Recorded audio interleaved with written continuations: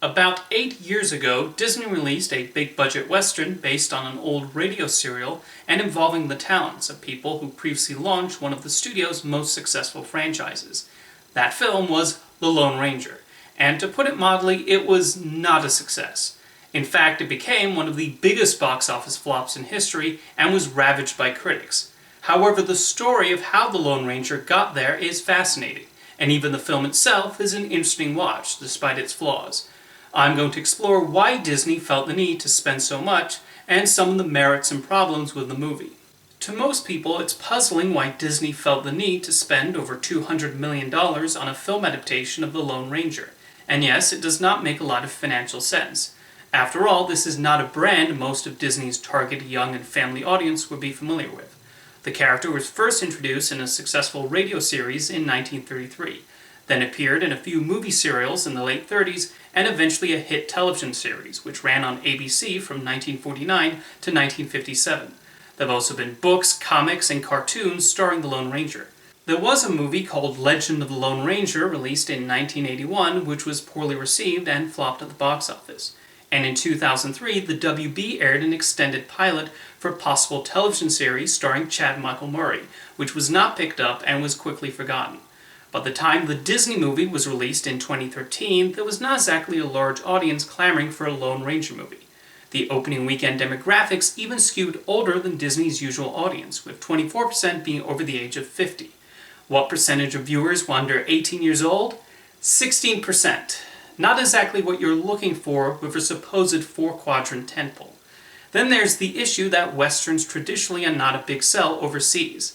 The highest-grossing westerns are Django Unchained and Dances with Wolves, which made about $425 million worldwide.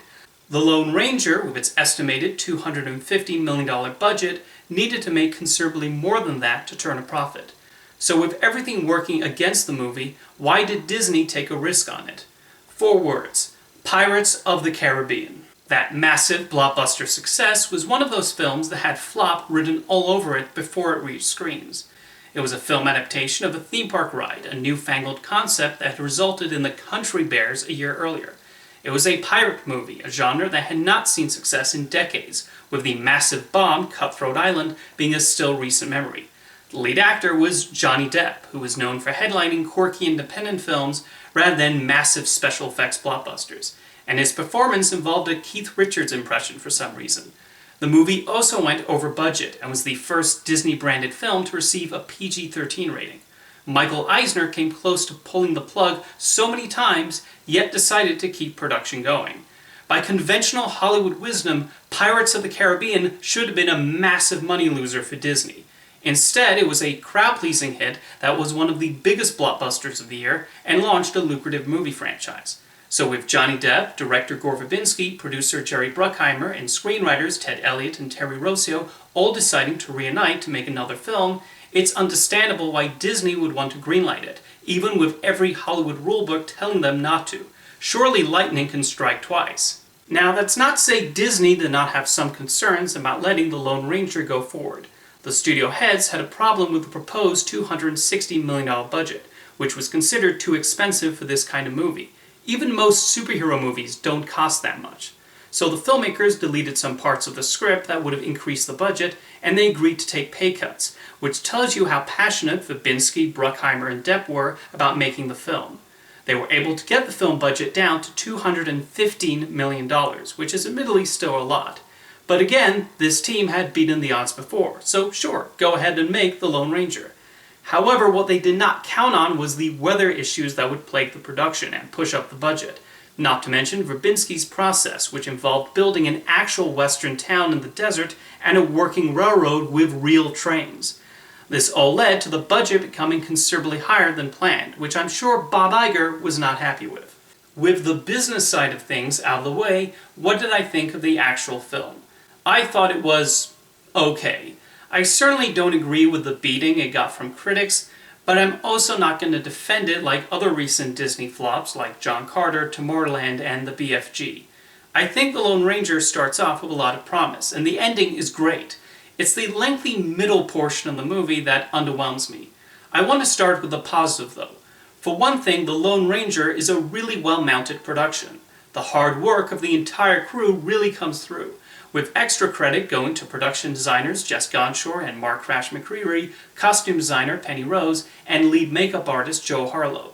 The Western setting really comes alive, and every person on screen radiates a sense of history. You can also feel Gore Verbinski's childlike excitement at directing a Western, similar to what he brought to his previous film Rango. Just like that movie, Verbinski brings a lot of his love for the genre to The Lone Ranger, with quite a few scenes borrowing from the good, the bad, and the ugly in particular. Hans Zimmer's score also has the appropriate flavor and serves as a solid companion piece to the music he composed for Rango. The opening sequence with the train has the right dosage of fun and impressive stunt work.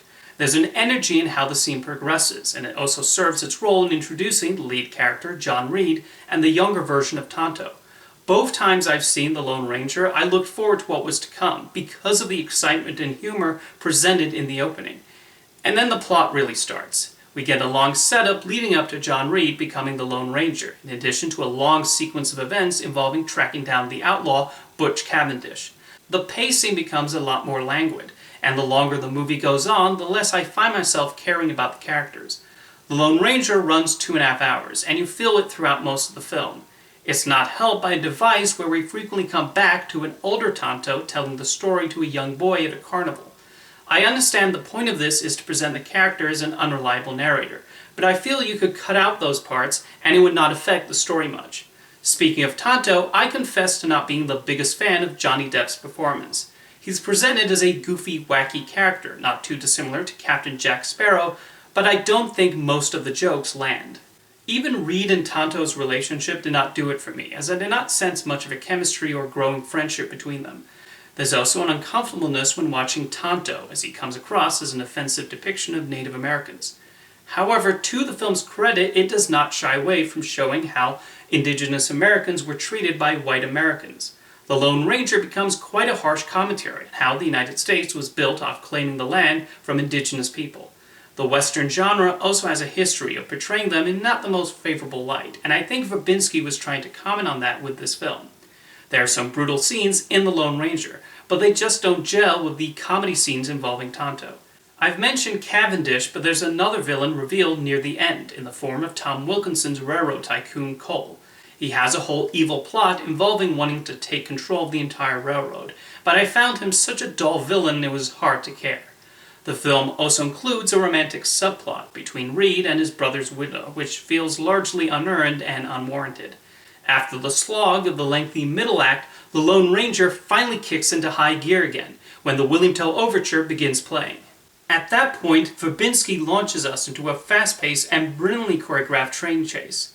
The action becomes really inventive, and the film manages to keep us following the many characters thrust into this sequence of events. The comedic elements have the needed snappiness to them, and there is an immediate interest in hoping Reed and Tonto stop the villains and save the day. Of course, Hans Zimmer deserves a lot of credit too, for his excellent orchestration of the Lone Ranger's iconic theme taken from Rossini's opera.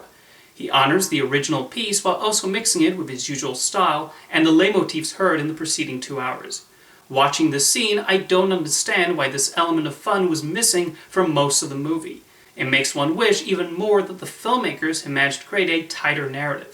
For all the Lone Ranger's faults, you could tell how much passion Verbinski and the rest of the cast and crew put into the film, and that they wanted to bring justice to this radio icon. I do think The Lone Ranger will probably attain a cult following in the years to come, especially when looked at within the context of Verbinski's filmography. It was an ambitious production and a fascinating attempt to modernize an 80-year-old intellectual property while still honoring its legacy. See you next time.